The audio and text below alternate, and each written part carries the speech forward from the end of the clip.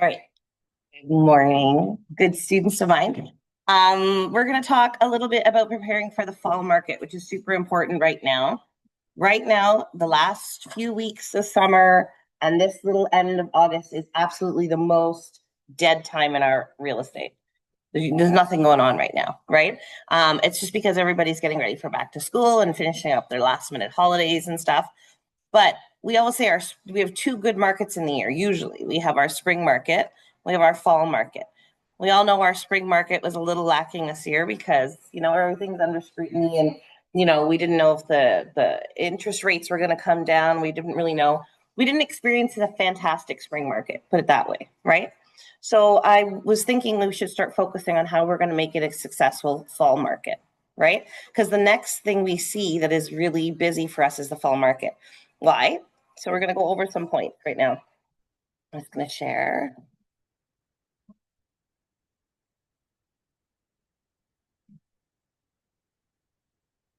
All right. So why do we do it? Fall often sees more listings after summer slowdowns, right? So we'll see everybody start listing their homes, right?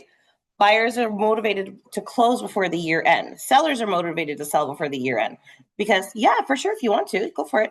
I think it's behind that cupboard, behind the printer. You can turn the music down. Buyers and sellers both want to sell before the snow flies, before we get ice, and nobody wants to move their furniture in the ice and snow in the cold weather, right? So we see this. Hold on, I'm just going to fix my screen here. We see that everybody starts getting busy now for the fall. So this is what we're really hoping for. We're hoping that the inventory is going to rise and the competition increases, right, in the market. We really want to see that a lot more people are selling and buying and selling and buying come the fall, right? So what are we going to do to help prepare for that? So I wanted to talk about reviewing and cleaning up your CRM. How many of you guys are logging into your remax.net? No? You are? Okay. Have you been getting leads off of those? Yeah, sometimes, yeah. I got it. Two times I got it. Fantastic leads. Fantastic leads that Remax is giving us. Okay. I'm going to log in real quick so you guys can see. So what you have to do is you have to go to your remax.net. Okay.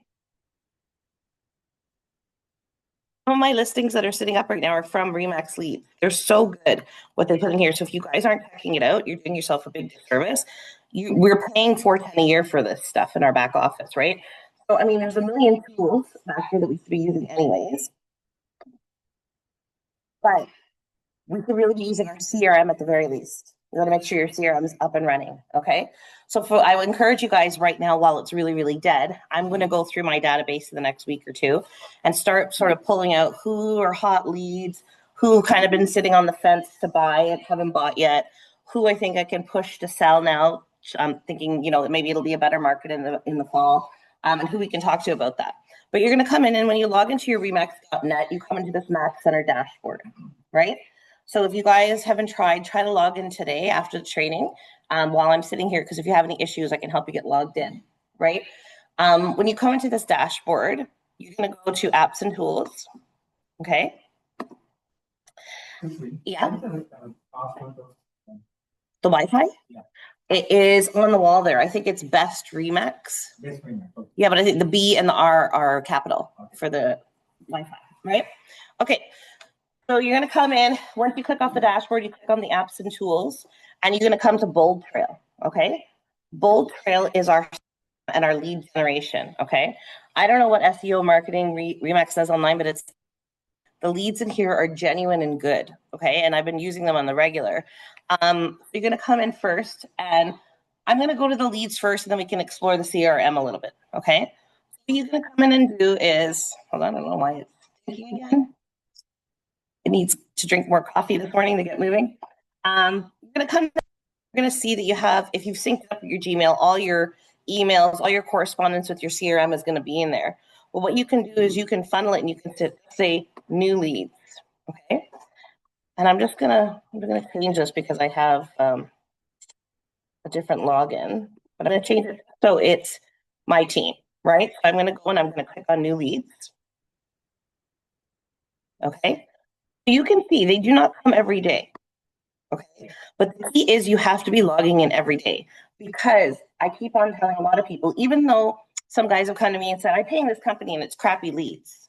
It's not crappy leads. It's your guys' follow-up. At the end of the day, I can discover that if I start to work with any of the lead companies that you guys tell me are really crappy, I could probably pull and close a lead fairly quickly because there's a couple of keys to working with leads. First of all, even though I only got this 4 days ago, I'm going to log in. I logged in yesterday. I logged in the day before because I want to make sure I'm catching any of these leads, because the key is that you have to contact them right away as soon as they place it.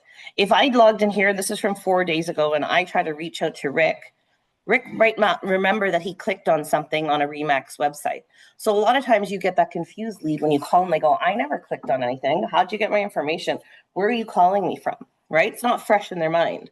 So you're going to log in every day and you're going to see these and you're going to go, oh, I got one. Okay, great. Rick, let me go reach out to Rick. What does he want? When you click into the lead here in your RE/MAX.net system, it's going to tell you a little bit more. Now, there's a bit of AI working for us. You can turn it off. I don't know. I think it's good to keep it on just in case you don't actually go and log in quick enough. But this is telling me Rick is looking for, he based on the search in Peterborough, he signed up 4 days ago, and he's looking at this property here. Which one was he inquiring about? Hold on. He's interested in Peterborough. Oh, he's just looking to rent something in Peterborough. So this is the general one, right? So this probably gave me Peterborough because I have a lot going on in Kawartha Lakes, right? I have a few listings up in Kawartha Lakes, around Peterborough, around Lindsay and stuff like that. So I believe the way that SEO marketing works, at least it seems to be for RE/MAX head office, is that people are doing general inquiries there. And, if they're looking for an agent in Scarborough that speaks French, it would probably funnel to me because that's what my RE/MAX profile says. Or in this case, I assume that this one came my way because RE/MAX is seeing that I have listings in the area. So somehow they've decided to funnel this lead towards us, right? One person or more? So I have this set up as our team. So this one, as you can see, was actually assigned to Straz. You can see it says assigned to Straz Shipley. But see, I'm under my team Sapphire right now. So that's what the leads are coming to. Okay, so log into your RE/MAX.net, make sure your profile's set up, right? It will let you set up your profile. It will let you set up what areas of expertise, what areas you prefer to work in, if you speak other languages, different stuff like that, right? So super important to go into your RE/MAX.net and see that, okay? Because leads are coming, like I said. This one only came 4 days ago. They don't come every day, but I'm just going to try to pull it up for you guys again. See, 4 days ago, 16 days ago, a month ago. So let's say within a month, we got three to work with, 2 buyers and 1 renter. And I'm going to tell you right now, I've already met with Cassandra and shown her properties, right? So we met with her Friday and showed her properties. And I got the lead 16 days ago. So we were talking back and forth. She was telling us what she was sort of looking for. We sent her some things. And I went up to Bracebridge and I showed her some property up there, okay? So really excellent. You guys are missing on a big opportunity for not logging in. The more often you log in, the more often you get leads there. So when I work with agents who come in from our brokerage and say, oh, I never log into my RE/MAX.net, I go in and I get them logged in and I check. You can see they haven't had many leads. It might be from 8 months ago, 6 months ago. So RE/MAX can also identify if you're logging in on a regular basis, you're going to get more leads. Okay. So I encourage you just to do that login and go to this section every day, because then whatever it's going to pick up on your profile that, oh, you know what, Aaron is logging in every day and we should send him a lead, right? He's working in Scarborough. Oh, we see he has this house listing in West Hill. Maybe we'll send him anything that comes from West Hill, whatever their algorithm is in the background, right? So that's the leads. And as you no, and they're decent leads. You know what I mean? Like they're decent leads. Like they're not, I mean, there's obviously a lot of rentals happening right now, which kind of sucks. I find a lot of them have been rentals, but I closed 3 rentals off of leads from RE/MAX.net this year, right? So, I mean, it's not bad. Who's going to complain about a rental here and there? It's extra, especially right now when we're lacking for so much business, right? So that's sort of showing you the background. But Bold Trail is also our CRM, okay? So when we say CRM, we're talking about our contacts, right? And how we manage them. It's our management system of our contacts. So if you go into your contacts and you're in your Bold Trail, you can go here and anything that is a new lead, it'll automatically put in there for you. But you can also manually add your leads, or I can help you if you have like your phone, we can download your contacts on your phone and upload it to your Bold Trail. Or if you have your Gmail or your contact list on your computer, we can download the CSV file and we can upload it in here just to make it like a bulk upload and make it easier for you guys, right? Now, I keep on saying we're going to go and we're going to scrub our CRM now for the fall season because we want to find business. We want to find out who we can pull business from, who's going to become a warm lead for the fall market for us, right? We don't realize that we got lots of people sitting in there. I told my client the other day, I'm going to list some vacant land today. I said, why are you sitting on it? She goes, well, I don't know, but I want to put it up. I said, vacant land is a slow product. It doesn't move super fast. And I said, nobody's going to come and look at vacant land when the snow is there. And she goes, oh, yeah, you're right. I go, it's no harm to you. Showings are going to come and go. Let's just load it now, right? So you want to convince your client. Sometimes they just need that little push, that little nudge to come to the realization that, oh, yeah, you know what? We should put the house up now before the snow comes. Or we should put the house up now before the holidays, because really we only have the pocket of like September and October, because then everybody's putting a 30 or a 60-day closing on that purchase, right? And what do we have? We have the holiday season coming in like November, December, with Thanksgiving, Christmas, New Year, all of that stuff. So nobody wants to be moving in transition in that time. So definitely September, October has to be our big push. And in order to get business for September, October, we have to work now, this last few weeks, right? We're not even a few weeks. We're like 9 days, 10 days out of the next 10 days for August, right? We only have 10 days left. So I know that my focus right now is a super, super slow, right? I'm going to go and for the next 10 days, I'm going to do my cold calling. So I also was going to go over some scripts and dialogues with you guys really quickly about talking to your buyers and sellers about selling in a fall market right now. But yeah, here in your CRM, what you can do is you can go in and you can go and have a conversation. So say today, I want to talk to Jason, right? I'm in here and I'm going to talk to Jason and he says, you know what?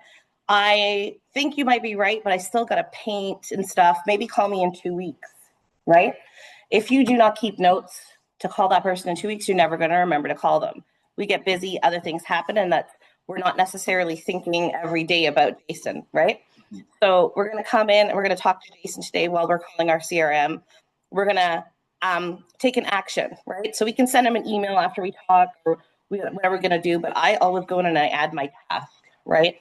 I'm going to say, call Jason, see if he is done the painting. So I remember why I'm calling Jason back. Are you ready to list? Are you done the painting? Great. I'm going to call him. I want to call him on middle of next week. I'll give him the weekend to paint, right? And I'll call him. I think I'll be in the office about 10:30. By that time, I can give him a call and this will pop up. And I log into my Remax.net. Yeah, I live and die by my CRM. So you come into your dashboard, and when you're in your dashboard, part of what you have is your calendar, okay? So when you look at your calendar and glance, see, I have all my, I make notes like crazy, right? So if I go there and I see here on the 27th, there's my note to call Jason. So I know when I log in, I know I'm going to see that on my dashboard when I log in. I'm going to, oh yeah, I have to call that guy today. Hi, Jason, are you done your painting? Great. Are we ready to list?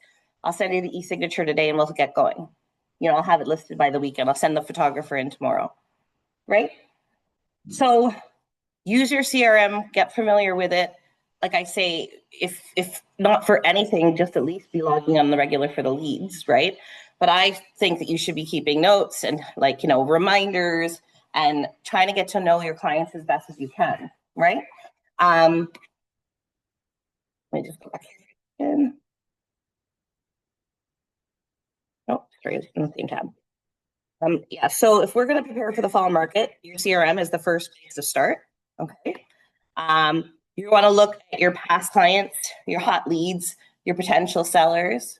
A lot of our past clients, unfortunately, purchase, you know, in the high time and are pretty ready to sell right now. Do you know what I mean? A lot of them are over mortgaged on their property and they're at a point where they really, really need to sell their property. I know a few of my listings that are up right now are that specific scenario. So reach out with a simple script. So I'm going to go over the script in a minute. Okay. But I just want to go over these points real quick here. So do some financial prep, ensure your pre-approvals are up to date for their buyers, right? Mortgage rates have changed. So just make sure it's up to date. Confirm the mortgage rate options with lender partners, right? And time blocking, like I was just saying, fall is short and fast. Block time for prospecting, showing, and marketing. So prospecting is happening now. So we can start doing the showings and start doing the listings in September, right? We want to get to it right away because it's really, really short time. It's way shorter than the spring market. The spring market kind of extends into summer for us and then winds down for July and August. It's kind of like goes slow, but the spring market can sometimes start as early as late February for us, right? We have February, March, April, May, June. So it's a lot. The fall market for me, in my opinion, is really only September and October. So we really got to get going and start booking those things to happen for us September, October. We're going to hit our goals. It depends on what your goals were. Did you guys set goals for this year at the beginning of the year in December 2024? Right? If you guys set goals, have you guys checked in to see how far you are to get to those goals? I know I'm very far because it's been a slow year. So this is an opportunity to catch it up in the third and the fourth quarter, right? This is the time to kind of try and hit those goals. So we talk about marketing a little bit. The fall offers a great time to market. I find I get more incentivized to send out some marketing stuff because there's just neat seasons to kind of capture. We get into sweater weather. So people sort of get into that feel. So you can do like fall client events. I see some realtors there, they do pumpkin giveaways, right? Thanksgiving pie pickups, just some kind of interaction with your clients, right? Seasonal mailers, thinking of selling before the holidays, right? You can send that out in your farm area. Hopefully you guys all have a farm area you're working, right? So think about creating a nice fall flyer and throwing it out there and asking them if they're thinking about selling before the holidays. You know, do you want to be in your new home for Thanksgiving dinner? Just something creative like that. And your social media posts. So market updates, fall staging tips, before and after photos, how to prepare your house for winter, tips and tricks, whatever you want to do. Something to post on your Facebook, your Instagram, or maybe do a TikTok about, right? So prospecting, circle prospecting around fall listings, right? You can reach out to expired and withdrawn summer listings. There are a lot out there. I have never seen so many relists of property as I've seen this year. Because what's happened is people have been putting their properties up, and I'm totally guilty of it. Every realtor has experienced it. You've been putting up your listing, and then a week later, you want to lower the price because you're getting no showings. And then 2 weeks later, you're turning around and lowering the price again because you're still not getting, you got maybe only 2 showings from that first price drop. And then you're going to do it again. Like I'm talking multiple times. I've seen so many properties up there. So if you look at your farm area and you go back and you see the expired and the terminated listings, I bet you anything that's been up has been listed at least 3 or 4 times, right? So reach out to your expired and withdrawn listings that you saw that happened during the summer. Maybe they're ready for that little push now, right? Door knock or drop postcards in your target neighborhood. So your farm area again. Do a little walk now because now it's going to be harder and harder to do a door knock in your area or walk around your farm area as the weather gets suckier, right? As it gets colder out, more rainy out. And especially when the snow comes. I find, we do a lot of door knocking, we do a lot of walking around neighborhoods, but when the winter comes, we only do very targeted ones. Like we know this house has been up a million times, going to only knock on that door, right? So this is the last little time to enjoy the little walk around the neighborhood. It's actually a perfect time because it's not too hot to go walking, right? So buyer and seller. Okay, everyone always asks that. So I find the afternoon is great because everybody is like in a good mood. They're not in a rush. They're not cooking dinner. But I get asked a lot, well, aren't a lot of people at work? Yeah. So if you're targeting, if you really want to catch this house and you're not catching the person, then you can try again in the evening. I just find if I door knock around 5, 6, I catch a lot of people who are aggravated on time to talk to me. The kids are home from school. They're in the middle of cooking dinner and like, it's just too busy personally. So I like to go in the afternoon. I don't like to go in the morning because everybody's too like, they're like, oh, someone's knocking at my door at 10 a.m. Like, just haven't even had my coffee yet. You know what I mean? So I think afternoon is my favorite time. Yeah, I like to go in the afternoon. Okay, so for sellers, we're going to stress the urgency to our sellers right now. We're going to say the fall market moves fast. If you want to close before the holidays, now's the time to list your property, right?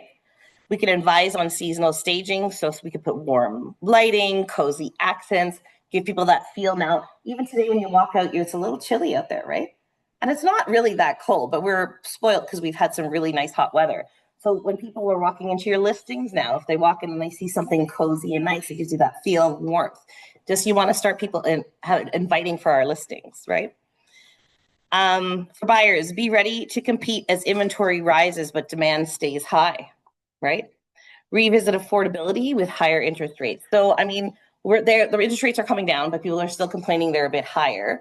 But there's the affordability. Remember, we couldn't get a bungalow in Scarborough under $1 million.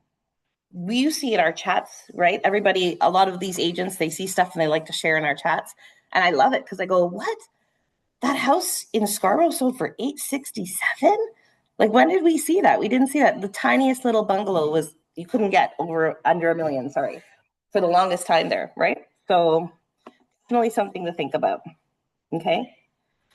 System tools and checks. So while you have some downtime now, you're going to make sure that you're comfortable with digital signatures, virtual showings, CMA tools. So that's why I say log into your remax.net. Make sure you're familiar with that. Log into Realm. Create a fake CMA. So when you're getting the listings, you're ready to go. When somebody says, yeah, you know what? Come this afternoon and tell me what my house is worth. You're not like, oh, and I'm in a panic. I don't know how to do the CMA. I don't know how to search the property, right? If you have an offer to prepare, you're comfortable with your digital signature. If you guys don't know or you want to learn, you can always book time with me now because we have the time. It's not a crazy busy time where I'm getting bombarded right now because, like I say, everybody's enjoying the last little bit of their holidays, right? So come and book time with me. I'll sit down and we'll do this, right? Use checklists for listing prep and buyer onboarding. So I have a pattern, but when I first started, I used to open my folder, a new folder for every new agent. And on the left side, I'd staple my buyer or my seller checklist. So I would remember because as a new agent, I was like, would forget things. So I'd have the buyer name, name, number, email, what they're looking for, what area they're looking in. Are they pre-approved, right? This, that. For the seller, I'd have the opposite. I'd have information about the property, their address, well, what the property is I'm selling. Did I put a lockbox on the property? What was that lockbox code, right? So, I mean, you can kind of organize yourself a little bit by creating some checklists for yourself. If you guys need help, I still have old templates that I used to use. So, and then leveraging brokerage resources. So marketing, admin, coaching. What do you guys want to see, right? So, I mean, feedback. In September, I'm trying to book Aurea to come in and talk to us again, but this time on commercial, right? I was talking with VJ about having the AI guy back in shortly soon, so I'm going to reach out to him as well. If you guys feel you need something, we're going to have the Economist come in again and sort of predict what they think they're going to happen for the next 2 quarters of the end of the year. If there's something, though, that you guys want or you want to see, like I really want some information on this, or maybe we'll have a home inspector come in and tell us how to tell our clients to prepare the house for winter, right? Something along those lines. Let me know, because you should use the resources of this office. The office is really accommodating to give you guys what you need and what you want to help you out, right? Okay, so I'm going to just go over here. I have scripts I wanted to go over. Appraiser? Yeah. That would be a good idea. I don't think we've had an appraiser in. I'd like to know what goes through the appraiser's minds. Honestly, I think it's who they're working for, who they're doing the appraisals for. Like I say, the bank is really the most modest in appraisals. So I think like they tend to really try and keep their appraisals modest to stay on that bank list of appraisers, right? So I don't know, exactly what kind of method they use. Sometimes I think they're way out to lunch, right? Sometimes you're like, how did you appraise that, So, okay, scripts for buyers who want to wait until spring. So I just thought, let me go over some scripts to talk about how we're going to encourage our clients when they're on the phone, right? Or if we're in person with them. So a lot of clients are going to say, you know what, we're just going to wait to the spring and buy, right? So you say, I completely understand wanting to wait. Spring is traditionally busy in real estate, but here's something to consider. Right now we're in a buyer's market. That means you have more homes to choose from and less competition. So there's more negotiating power, right? Come spring, 2 things usually happen. More buyers jump in, which creates competition and bidding wars. Prices often firm up, especially if the interest rates drop further. If you buy now in the fall, you could avoid competing in multiple offer situations and possibly secure a better price. You also get more time to move in and settle before the busy holiday season, right? Would you like me to show you a couple of listings now so you can see what's available before the market heats up again? So we're really stressing to our buyers right now that we're still in a buyer's market, that they have time to go over the house properly. Like they have time to put in their contingencies. They have time to put in their conditions. They can put in their 5 days for financing. They can put in their 5 days for home inspection and go and inspect the house. Once we get to a more competitive season, which I really hope 2026 is going to be for us, just, realtor to realtor. But for our buyers, this is actually a really good time, right? Because once we get into that multiple offer situation, we know we don't have time to put in those contingencies. We don't have time to put in, not even the time. They were going to choose a firm offer over ours if we put in those conditions, right? So we have the luxury of putting in those conditions, I should say, right now. Well, things. What's the longest closing do you think that? It all depends on everybody's situation, right? I've seen 6 months, right? But caution, be very cautious when you do a long closing because more can happen, right? So say you purchase something when the interest rates are really low and you put 6 months closing on it and the interest rates went up twice during that time. But they're looking for how they can go. Yeah, I know. But what about the buyer? Maybe the buyer says, well, that house price went really down now because the interest rate went up. I don't want to buy it for $1 million now. Everything in the neighborhood's only selling for $920, right? Now it's $80,000 out. You know what? I'm going to walk away from my $20,000 deposit. I'm not losing $80,000 on the purchase, right? So I'm not a fan of long closings for this reason. So unless there's a real reason that it has to be longer, like they're waiting for the house to be completed or renovated, or they have to wait for their house to sell, if it's like on that kind of, try to avoid long closings because the market changes and you never know what happens, right? Okay. So we're going to talk about our scripts for sellers. So thinking of waiting until spring, we'll wait until spring to sell. It's a better time, right? I hear that a lot. Spring is a popular time, but there are big advantages to listing this fall. There's less competition. In spring, thousands of new listings hit the market, which can make it harder for your home to stand out. Right now, buyers have fewer closings, and that puts you in a stronger position. Serious buyers, people shopping in the fall, are often motivated. They want to move before the holidays or early into the new year. You also have a timing advantage. If you sell now, you'll be in a great position to buy in the spring when there's more inventory, giving you the best of both worlds. So selling in the fall could mean a faster sale and stronger offers than waiting until the spring rush, right? Would you like me to put together a market analysis so you can see how your home compares to what's selling now? Right, so two scripts that you guys can use to kind of push your buyers and your sellers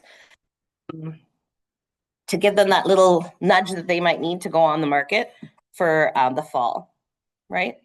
What do you guys think is going to happen this fall? Do you guys think it's going to be a little bit of a better market this fall? Yeah, I think it's going to be, because I even see in my listings a little, I'm not saying, oh my God, it's totally back to normal, but a little more action, a little more people coming in, you know what I mean? A little more showing requests, kind of moving a little bit. So I think fall might motivate people. Once I think the kids go back to school, I think the first or second week of September, we might see a little action start happening, right? That means the price is dropping now, huh? The price already dropped. It's so low everywhere. That's why I say, remember, you couldn't get a little bungalow under $1 million. My clients would come to me and go, okay, can you get it? I go, not under $1 million, right? But now I'm like, yeah, like everything's selling under $1 million, crazy, 900, 860, crazy, you know what I mean? Used to be 1 million. Used to be 1.2, 1.3. Yeah. How much? It depends, but like a small, like regular brick bungalow, you can get under $1 million in Scarborough, easy. Right? So I have a checklist here. I don't know, some of them might be repeat, but we'll just go over it quickly. Buyers who want to wait until spring. So your key points, we're going to tell them there's more inventory, less competition. Negotiating power. Sellers are more flexible in fall than spring bidding wars. So like I was talking about the sellers might even take a less price, we know, because if you have, your condition on financing or inspection in there, they might say, oh, that deal could fall through and I've got 7 offers. I don't want to lose them. I'm going to take a little bit of a lower price, but go with something firm, right? The prices could rise. So this is a big thing. We always want to talk money to our clients. That's what they hear. If interest rates drop or demand increases in the spring, the prices may climb, which a lot of us are hoping for just for our home values. But as a buyer, that's, a negative thing. They don't want to hear that the price is going to go higher. More time to move. Fall buyers can move in before the holiday season or early in the new year. So quick script, you can tell, totally get it. Spring is busier, but right now you can shop with less competition and more negotiating power. In the spring, prices and competition usually heat up. Buying now could actually save you money. So people like to hear that. They like to hear they're going to save some money, right? And then we're going to talk about our sellers. Our sellers who want to wait until spring. We'll wait until the spring to sell. It's a better time, right? So we're going to tell them there's less competition now. In spring, thousands of listings flood into the market. In fall, your home may stand out. And we talk about the motivated buyers. So again, we talked about fall buyers being serious. Many of them want to move before the year end. They're not just shopping around loosey-goosey. They say, no, you know what? I've got a new job and I really have to move and I don't want to do it in the February when it's icy and snowy. I really want to be in my new home by November. So you're going to be working with those people in September now, right? Timing advantage, sell in the fall, buy in the spring with more inventory, best of both worlds, right? And the market uncertainty. So we were talking about that. Prices may not necessarily be higher in the spring. Selling now secures today's market, right?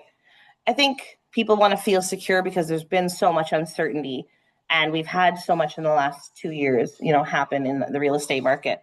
So, you can tell them, you can say you can secure now. We know now it's kind of stabilized. It hasn't gotten amazing for us yet, but it's stabilized, right? Things have gotten sort of even now. So now you're in a secure market, you can sell.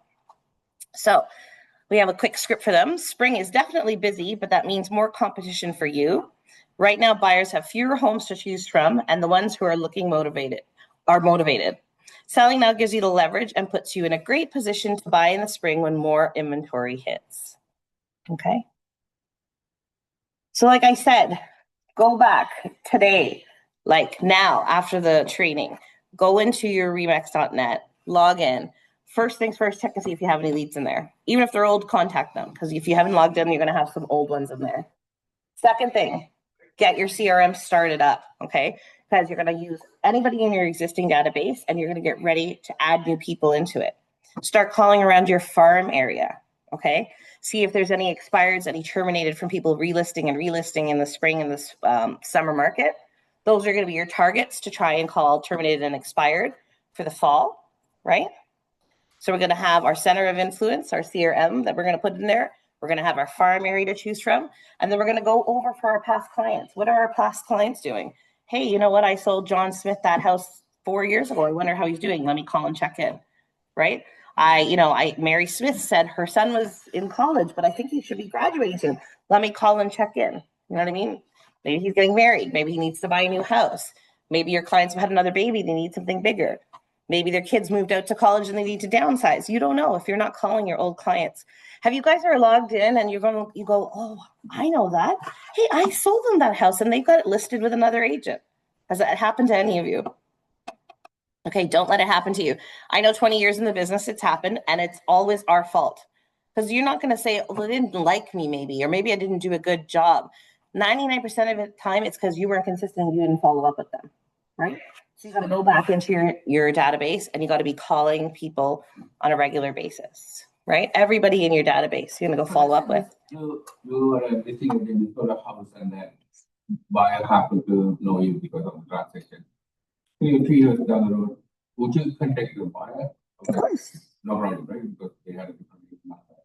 Oh, I thought you were saying you buy and happen to know you how. Let's say you sold one of your own family a house or something. Mm-hmm. And then somebody bought it because they had a different age. Right? Mm-hmm.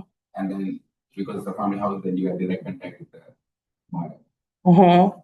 They close 4 years down the road, you don't know if they want to sell it. Chances are like you said, I'm going to go to that agent, but then again. It depends if that agent isn't keeping up with them, maybe not. Yeah. As long as they're not under contract. We're not allowed to solicit anyone who's under contract. Yeah. Yeah. So, Yeah, I know. I've had some, because some of my listings are sitting, I've seen a lot of agents out there, they're cutthroat, contacting my listing, my sellers. You know what I mean? Oh, you're sitting on the market. Oh, you can get more than this circle because they are circling the price that I lowered to. You can get more than this for your property. We all know, come on, like if you could get more, it would have sold already, right? But these ignorant agents out there, I'm telling you, it's terrible. Like we should have some respect for each other, right? And we're not supposed to solicit people under contract, but there are some dirty agents out there who will remain nameless because I'm going to post this on Facebook later for our office, but they know who they are. You know what I mean? And they're just giving out to bugging the people. We all know that listings are sitting right now. They're not flying off the market. You know what I mean? They're not selling in 7 days. The average listing days, if you look on the Toronto Real Estate Board, is 30 days. 30 days on market right now. So it's nowhere, and that's the average. So there are houses sitting longer, 40, 50, 60 days, right? So you shouldn't be over promising the client like that and trying just so you can steal a listing and then do what? Throw it up higher and have it sit on the market for 60 days? Doesn't make sense, right? So anyways, not the point. So if you guys want to sit at all and troubleshoot, anybody there listening, or even when I post this later, anybody Remax Ace agents, if you want to sit one-on-one and talk about, like, let's strategize a little bit to how we can get some business, definitely focus now. And like I say, this last 10 days of August for our fall market, because you really want to start getting your business going September and October for our closings that are going to happen November and December. And that's how we're going to close out the year and get closer to our goal for whatever your goal was for 2025 this year, right? All right, does anybody have any questions? No, you guys good? All right, you know how to reach me. You guys have a lovely day. I will send out this link so you guys can watch it back. And I will talk to you guys next week. So next week, next week? Hold on. No, on 4th, we have a guest speaker coming in. And like I said, look out for the pages because I'm going to have some commercial training coming in. I'm trying to book it for September. And we're going to have the AI got back in. So lots of exciting stuff coming up now. I just, we took a little break for the summer holidays for the month of August. But we're going to get back to aggressively having some good training sessions for September now as we go into the fall market and as the kids go back to school. So stay tuned. See you guys later.